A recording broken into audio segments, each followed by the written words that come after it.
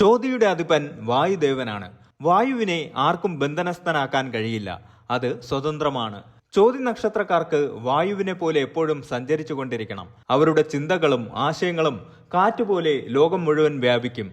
വായുപുത്രന്മാരായ ഹനുമാനും ഭീമസേനനും ചോതി നക്ഷത്രത്തിന്റെ ഊർജത്തെ പ്രതിനിധീകരിക്കുന്നു. അചഞ്ചലമായ ഭക്തിയും അപാരമായ ശാരീരിക ബലവും ചോതി നക്ഷത്രക്കാർക്ക് സ്വാഭാവികമായി ലഭിക്കുന്ന അനുഗ്രഹങ്ങളാണ്.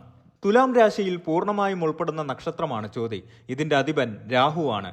ശുക്രന്റെ രാശിയിൽ രാഹുവിന്റെ നക്ഷത്രം വരുന്നത് കൊണ്ട് ഇവർക്ക് ഭൗതിക സുഖസൗകര്യങ്ങളോടും കലകളോടും പ്രത്യേക താല്പര്യമുണ്ടാകും. മറ്റൊരാളുടെ കീഴിൽ ജോലി ചെയ്യാനോ അടങ്ങിയിരിക്കാനോ ഇവർക്ക് ബുദ്ധിമുട്ടാണ്.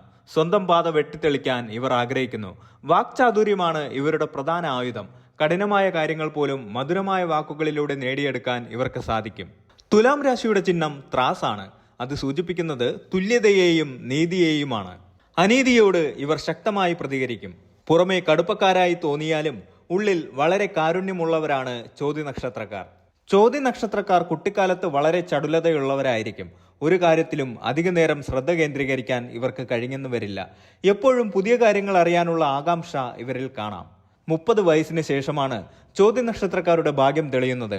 രാഹുവിന്റെ സ്വാധീനമുള്ളത് കൊണ്ട് വിദേശ യാത്രകൾക്കോ വിദേശ രാജ്യങ്ങളിലെ ജോലിക്കോ ഇവർക്ക് കൂടുതൽ സാധ്യതയുണ്ട്.